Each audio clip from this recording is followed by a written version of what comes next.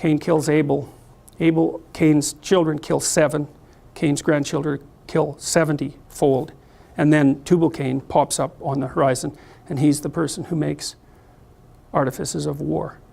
And so the story, in its fragmentary manner, ties the individual psychopathology that's resentful and revenge-seeking to the proclivity for broad-scale warfare. And this really hit me because I was interested particularly in what was happening in the Nazi camps with the guards. Because the guards were gratuitously cruel. And I was very curious about that. And so here's an interesting story. This was in a book called Ordinary Germans, Hitler's Willing Executioners. And it was a book that was written about 30 years ago that challenged the idea that the Nazi phenomena was top-down order following, which I don't believe, by the way. I think that that's a very weak hypothesis. Fascistic societies are fascistic at every single level of organization. Spiritually, within the family, within the local community, it's like a holograph. It's the same absolutely everywhere. It's not top down. I mean, there are leaders who get produced and maybe they catalyze it, but to blame it on the leaders is to forget about the process by which the leaders come to be. So, no, you don't get a pass that way. So here's one of the things that happened. As the Nazis started to lose the war. So here's what you should have done if you were a Nazi and you wanted to win the war. You should have enslaved the Jews and the Gypsies and had them work, right? You should have had them work for the benefit of the victory, and then if you wanted to, you liquidate them afterwards. That's the logical thing to do if you want to win. And we assume that Hitler wanted to win, but that's not a very intelligent assumption. Why would you assume that? He wasn't exactly a good guy, so why should we assume that he was aiming at the good that he was promoting, even in his own terms, right? The glorious, everlasting Third Reich, right? That'll rule for 1,000 years and be a bastion of civilization and music, because that's the sort of thing he purported to be interested in. Well, so what do you do with the Jews and the Gypsies? Well, round them up, fine. Enslave them, fine. You don't kill them. You certainly don't devote a substantial proportion of your war resources while you're losing to accelerate the rate at which the extermination is taking place. Because that's a bit counterproductive, unless what you're aiming at is the maximum possible mayhem in the shortest period of time.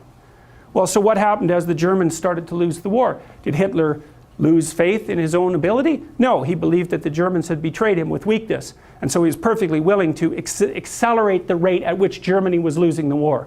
And so when Hitler and his minions had the choice, here's the choice. You can suspend your unnecessary demolition of people, win the damn war, and then pick it up afterwards. Or while you're losing, you can just accelerate the mayhem even though it's counterproductive. It's like, what'd they pick? Well, they picked to accelerate the mayhem. And so to me, there's an old psychoanalytic idea. I think this was derived by Jung. If you can't figure out what someone is doing or why, look at the outcome and infer the motivation. If it produces mayhem, perhaps it was aiming at mayhem. Now, you have to use that dictum carefully. If someone's irritating you, maybe it's because you're irritable and you should sort yourself out, but maybe it's because they're actually aiming at irritating you. And that's the actual motivation. So perhaps not, but it's another tool in your analytical armament. So, and so you see, well, and this is the thing about warfare that's so interesting about because you can attribute it to territoriality. You can attribute it to a war for resources. That's what I would say, wretchedly simple-minded economists presume.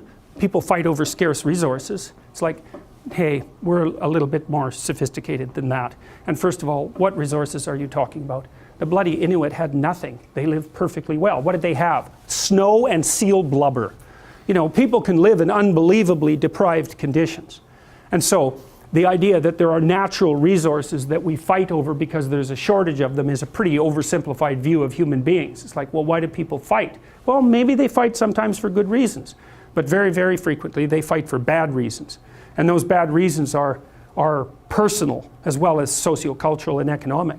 If you were a Nazi prison guard, for example, whatever pathologies you were carrying around in your destructive little soul, whatever element of Cain was deeply embedded in you, had the opportunity to be manifest fully at every moment of your waking existence, right? You had these people who were completely beholden to you, with no rights whatsoever, to whom you could do whatever your evil little heart determined.